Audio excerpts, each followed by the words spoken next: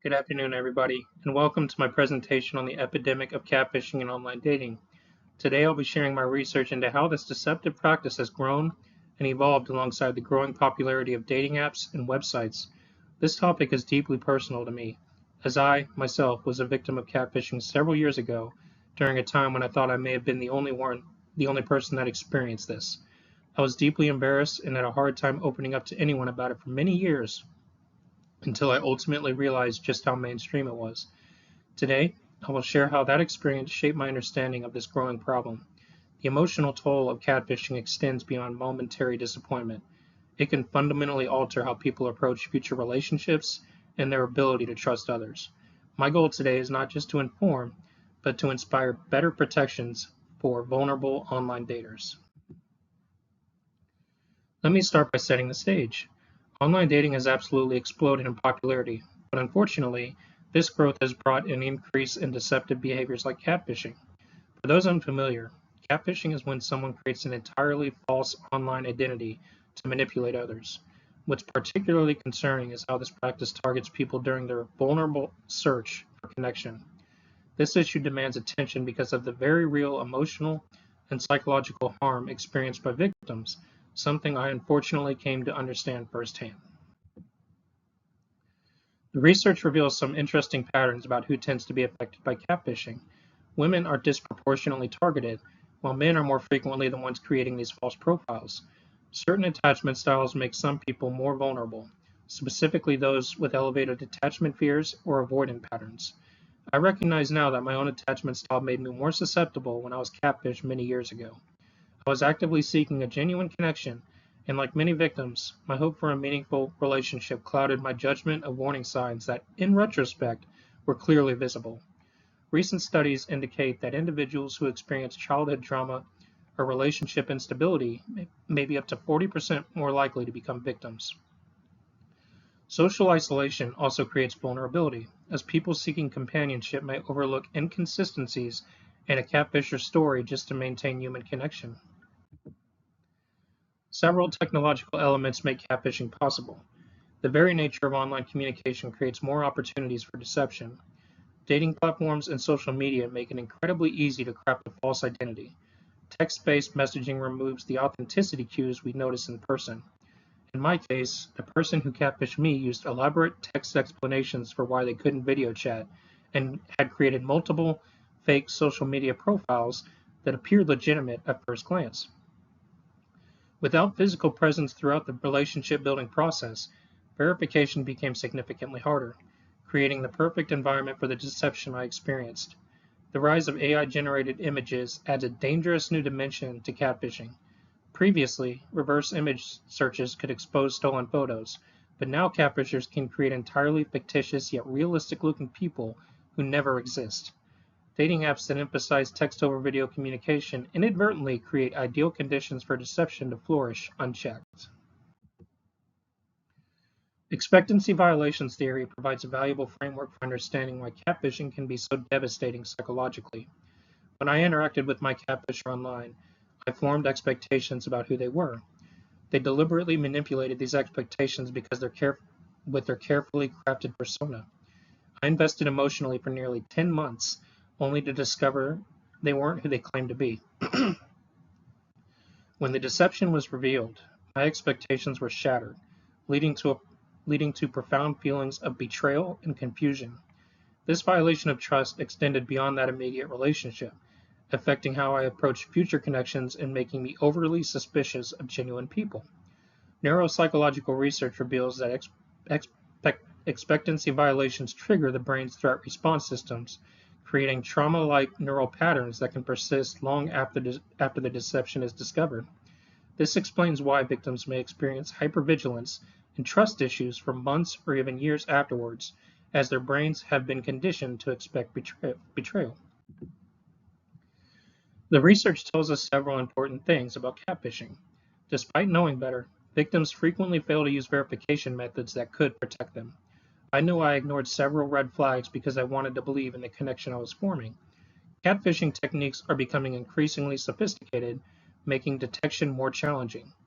The research confirms that the emotional impact when these deceptions are discovered can be severe and long-lasting. After my experience, I struggled with trust issues for over 3 years, questioning the authenticity of every new person I met both online and in person. These effects are consistent with what researchers have documented in numerous case studies.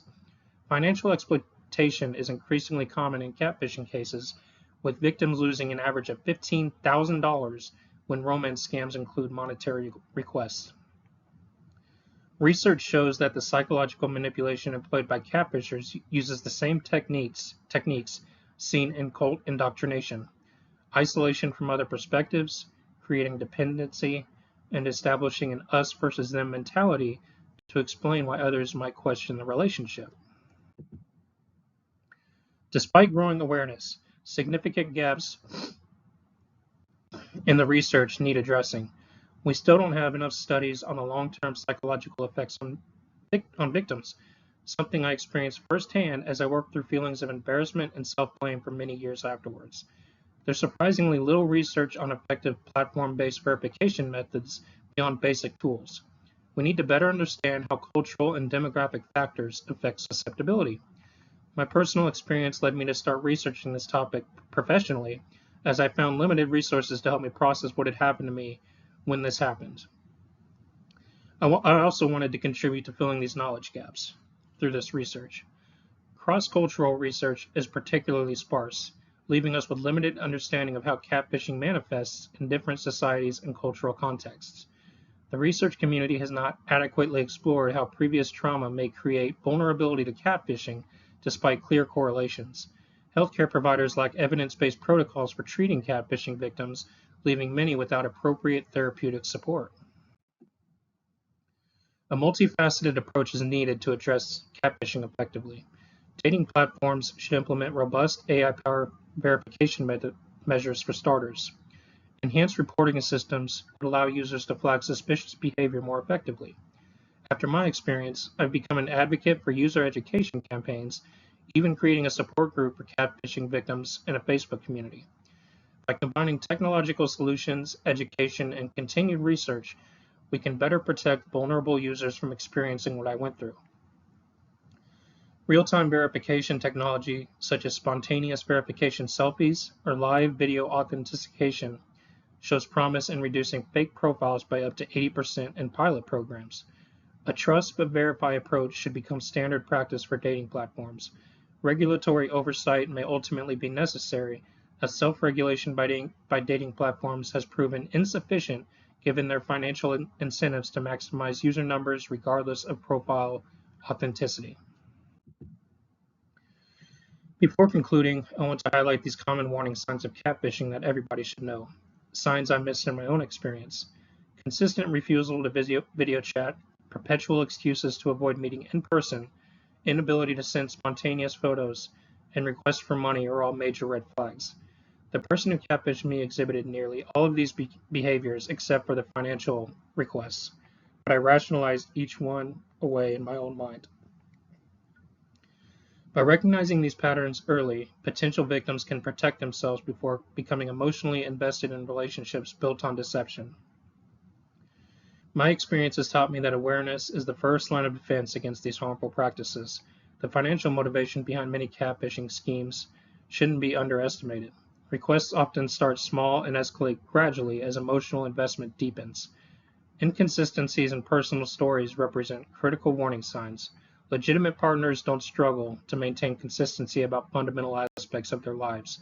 Trust your instincts. That feeling that something seems off often reflects your subconscious detecting patterns your conscious mind might rationalize away. As we conclude, it's important to emphasize that catfishing continues to increase as online dating becomes more mainstream. Technological advancements and verification are urgently needed, alongside greater awareness about warning signs. My personal experience with catfishing transformed not only how I approach online relationships, but in-person relationships as well. By sharing my story and the research I've conducted, I hope to contribute to making online dating safer and more authentic for everybody. Technology should enhance our connections rather than undermine them, a goal that requires ongoing attention to these deceptive practices. Dating platforms have both ethical and business incentives to address catfishing, as trust is fundamental to user retention and platform growth. Partnerships between mental health professionals, technology companies, and researchers offer promising avenues for developing comprehensive solutions. The normalization of video chat early in online relationships could dramatically reduce successful catfishing attempts while preserving the convenience of digital dating. I hope it is through this presentation that you can now better understand how the deceptive practice of catfishing is continuously evolving. Thank you for your attention to this growing problem in our ever-evolving digital landscape. Take care.